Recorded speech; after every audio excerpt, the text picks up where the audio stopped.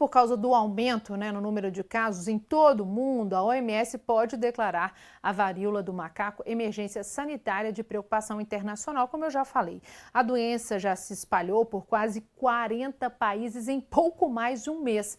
O vírus da varíola do macaco e a doença vão ganhar também novos nomes nessa reunião que será definida na semana que vem. A questão que ainda fica são a transmissão dessa doença, né? Será que a transmissão aí, o vírus pode ter sofrido uma mutação e a transmissão ser maior? Sobre esse assunto, nós vamos falar agora com o epidemiologista André Ribas. Olá, André, seja bem-vindo ao RF News. Boa noite, é sempre um prazer estar com vocês aqui. Sempre um prazer também te receber. Eu gostaria de saber, o caso de Vinhedo seria considerado ali um caso importado? Exatamente, a gente tem que ter clareza de que a transmissão, né, não está havendo transmissão no Brasil. 3 casos que foram são pacientes que se infectaram lá na Europa. Tá? Esse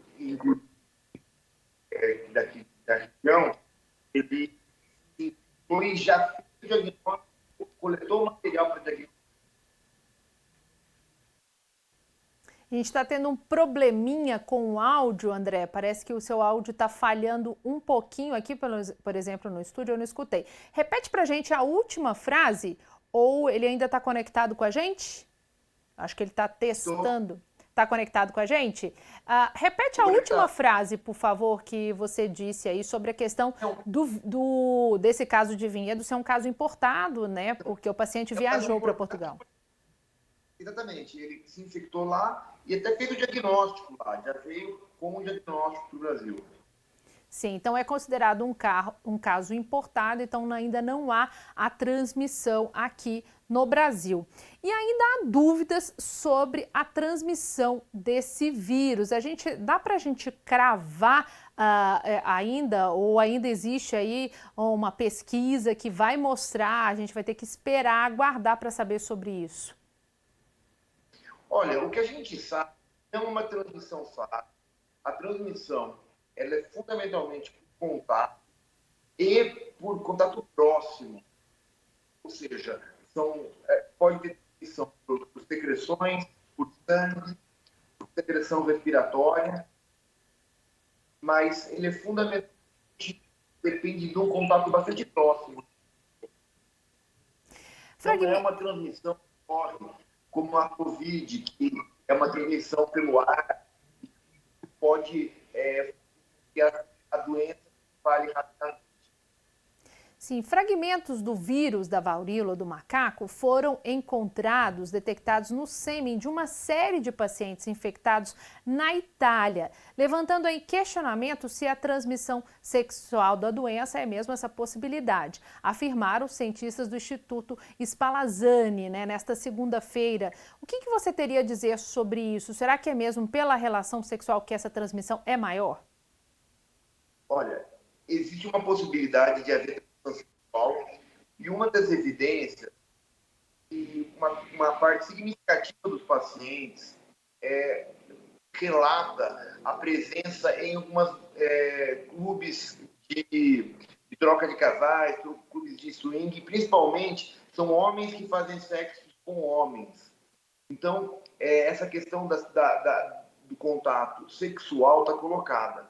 Agora, não dá para se afirmar com toda certeza se essa transmissão se deu através da via genital ou se, durante o ato sexual, a proximidade entre as pessoas favorece a transmissão. De qualquer modo, não é uma transmissão comunitária aberta e respiratória. Então, é de uma natureza de transmissão muito diferente da que a gente tem no caso, por exemplo, da Covid. E uma outra questão, o paciente ele fica com o vírus em torno de 4 a 6 semanas, né, entre o início da infecção até a eliminação completa, no máximo 8 semanas. Então, também, se as pessoas se cuidarem durante o período sintomático, fizer um isolamento adequado, é possível a gente conter a doença. Então, não é tão... preocupante, como doenças que nem o HIV, que a pessoa fica muito tempo com o vírus sem sintoma e transmitindo. Então, a gente tem que entender o tamanho do risco, né? Esse risco de transmissão durante relações sexuais, ele existe, mas desde que o paciente esteja saudável e não tenha lesões na pele, nem febre, a chance dele transmitir é bastante pequena, porque no período assintomático, essa transmissão não é confirmada, não é certa que ela ocorre. E mesmo se ocorrer, não é tão importante assim. Agora, a questão da vacinação de bloqueio, né? No Reino Unido foi feita essa vacinação, né, com algumas pessoas que tiveram contato ali com as pessoas que apresentaram sintomas. Há possibilidade de isso acontecer também no Brasil? Porque, de acordo com pesquisas, se a pessoa tomar essa vacina depois, até 3 dias, parece que pode ter aí até uma redução do contágio dessa pessoa em relação à doença. Isso é verdade? Olha, a recomendação feita, inclusive pela Organização Mundial de Saúde, é da profilaxia pós-exposição. Ou seja, as pessoas que se expuseram aos pacientes com a doença receberem a imunização até 4 dias depois dessa exposição. Isso serve para os contatos próximos do mesmo domicílio e também serve para os profissionais de saúde que eventualmente tenham se exposto de maneira descoberta. Tem outro grupo que está recebendo também a vacina no Reino Unido, são os profissionais de laboratório, uma vez que eles manipulam amostras com o vírus e também podem, em algum acidente, acabar se infectando. Aqui, Então, né? Desculpa esses te... grupos são vacinados. Aqui no Brasil, não existe a vacina, nós não temos essa vacina. Tá? A recomendação é que se as vacinas de segunda e terceira geração, que são vacinas mais modernas, mas elas ainda não existem nem licenciada e nem com licença provisória no Brasil. Mas existe uma tentativa do Ministério da Saúde já de discutir a importação excepcional dessas vacinas para a situação atual, tá certo? Sim, então, ainda aqui no Brasil não existe essa vacina, é bom a gente esclarecer, e o Ministério da Saúde está aí já tomando as providências para importar essas vacinas, caso isso for recomendado, né, aqui no Brasil. Essa vacina, só para esclarecer, essa vacina, ela é voltada, essas vacinas que a gente está comentando, são voltadas para a varíola humana, que é uma doença que já está erradicada. Mas elas também protegem contra a vacina, contra a varíola do macaco, que a gente chama, ou seja, monkeypox, né? Também existe vacinas voltadas para a própria monkeypox, que também já são licenciadas, tá? Então, existem essas duas alternativas. As vacinas que são voltadas para a varíola humana e que tem uma formulação nova, né? Ou as vacinas que já são feitas propriamente para a monkeypox. E de acordo com essa mesma pesquisa feita na Itália, os sintomas também estão diferentes, estão aparecendo primeiro nas partes genitais e também têm sido relatados sintomas mais leves.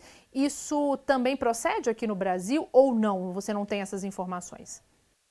Olha, os dados sobre os pacientes do Brasil não estão sendo amplamente divulgados.